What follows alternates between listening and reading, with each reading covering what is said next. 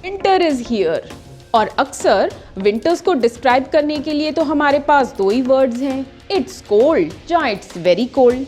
चलिए आज हम सीखते हैं कुछ नए वर्ड्स, वोकैबुलरी और फ्रेजेस जो आप यूज कर सकते हैं जब आप विंटर सीजन को डिस्क्राइब कर रहे हैं अपने फ्रेंड्स के साथ, अपने कोलीग्स के साथ, ताकि आप परफेक्शन पा सकें इस वोकैबुलरी में।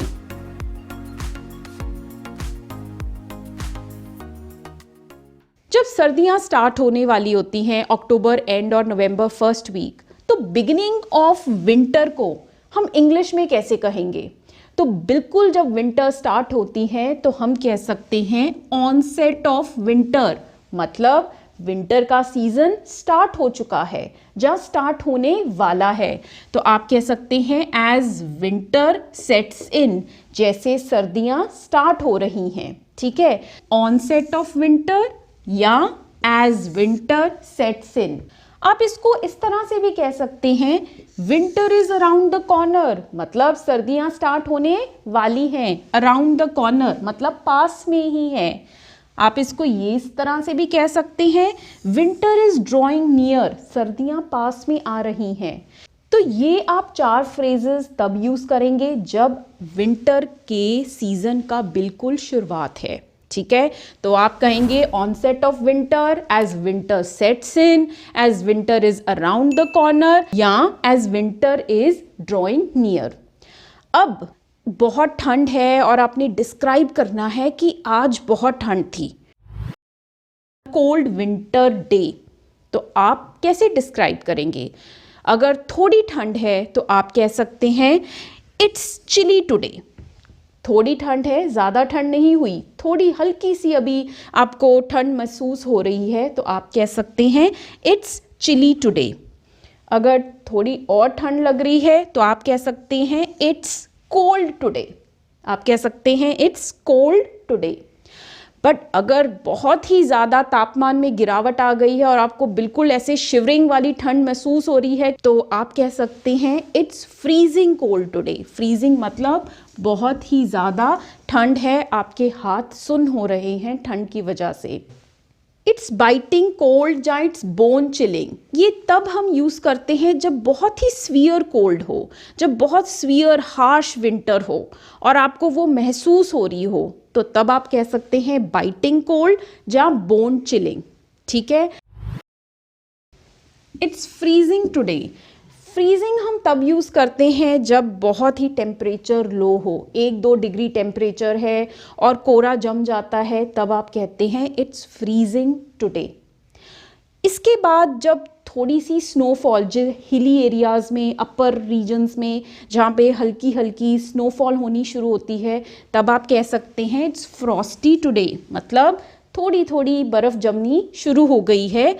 और अगर बहुत ज़्यादा स्नो पड़ जाए फिर आप कहेंगे इट्स स्नोई टुडे, क्योंकि आज स्नो पड़ी तो आप यूज़ कर सकते हैं इट्स स्नोई टुडे। और जब धुंध पड़ती है तो उसको आप कैसे डिस्क्राइब करेंगे विंटर्स में? तो आप कह सकते हैं इट्स फॉगी टुडे। फॉगी मतलब धुंध पड़ गई है, it's foggy and cold morning. ठीक है, अगर इतनी ज़्यादा धुंध पड़ जाए कि कुछ भी दिखाई ना दे, विजिबिलिटी बिल्कुल कम हो जाए, जैसे फ्लाइट्स कैंसिल हो जाती हैं, तो आप उसके लिए यूज़ कर सकते हो वर्ड डेंस फॉग। आप कह सकते हो there was dense fog today. There means कुछ भी दिखाई नहीं दे रहा था, विजिबिलिटी बहुत कम थी, तब आप यूज़ करोगे वर्ड डेंस फॉग। अगर फॉग है, धुंध है, तो आप कह सकते हो इट वॉज फॉगी टुडे। अगर आपने ये कहना हो कि आज तापमान में काफ़ी गिरावट थी, या आज तापमान काफ़ी कम था दिन में, तो आप इसको इंग्लिश में कहेंगे there is a dip in temperature. Temperature में काफ़ी गिरावट है। तो हमने देखा कि आप किस तरह से chilly, freezing, biting, frosty, foggy, इन वर्ड्स को, इन सब एडजेक्टिव्स को यूज़ कर सकते हैं जब आप डिस्क्राइब कर रहे हैं a cold winter day. Video में आगे बढ़ते हैं और कुछ और भी वर्ड्स, फ्रेजेस और सेंटेंसेस सीखते हैं रिलेटेड टू विंटर वोकैब। अब सर्दियों में किसका मन नहीं करता कि वो रजाई और कंबल में बैठा रहे? बिल्कुल भी हमारा सुबह उठने का बिल्कुल भी मन नहीं करता। तो उसको आप इंग्लिश में कैसे कहेंगे? So when you don't feel like getting out of your bed early in the morning, तो उसको आप कह सकते हैं to remain snug in quilt. Quilt का मतलब होता है रजाई, ब्लैंकेट आप यूज़ करते हैं कंबल के लिए। स्नग इन का मतलब होता है when you want to be always feeling warm and cosy अपनी रजाई में, तो उसको हम क्या बोलेंगे, to remain snug in quilt. ठीक है। धूप सेकने को आप कह सकते हैं बास्किंग इन सन, या आप कह सकते हैं सन बाथ। क्या कह सकते हैं, सन बाथ।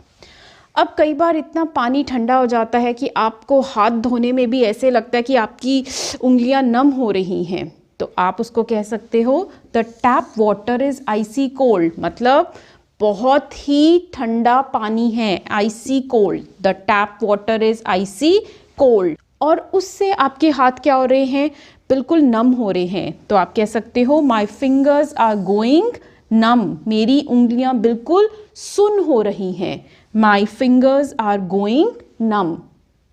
अब सर्दियों में हमारे साथ क्या होता है कि हमारी जो स्किन है बहुत ही ड्राई हो जाती है, क्रैक्ड हो जाती है, और अक्सर हमारे होठ भी फट जाते हैं, तो उसको आप इंग्लिश में क्या कहेंगे, फटे होठों को, ड्राई लिप्स को इंग्लिश में कहते हैं चैप्ड लिप्स। क्या कहते हैं, चैप्ड लिप्स। इसकी प्रोनाउंसिएशन चैप्ड नहीं है, चैप्ड लिप्स। अब कई बार क्या होता है कि ठंड से हम कांप उठते हैं, इतनी ज़्यादा ठंड होती है कि हम बिल्कुल भी बियर नहीं कर पाते हैं, तो अब उसको इंग्लिश में क्या कहते हैं, शिवरिंग।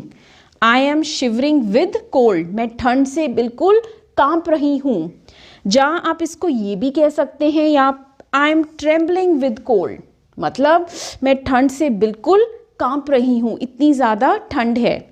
तो आपने देखा हमने अब कितने फ्रेजेस किए, हर एक सिचुएशन, जब आप धूप सेक रहे हैं, जब आप रजाई में बैठे हैं, जब आपने गर्म कपड़े पहने हैं, या आपके हाथ सुन्न हो रहे हैं, तो आप अब विंटर सीजन को बड़े ही कॉन्फिडेंटली आप अपनी कॉन्वर्सेशंस कर पाएंगे इंग्लिश में। अब आप नहीं घबराएंगे बिल्कुल भी, क्योंकि हमने काफ़ी तरह के फ्रेजेस जो विंटर्स की सिचुएशंस को बिल्कुल डिस्क्राइब कर रहे हैं, वो आज आपने इस वीडियो में सीख लिए हैं। इस वीडियो को अपने फ्रेंड्स के साथ ज़रूर शेयर करें, और इस वीडियो को लाइक ज़रूर करें, चैनल को सब्सक्राइब करना। Till then, keep learning, keep practicing, stay tuned. More is coming up for you on this channel. Thank you.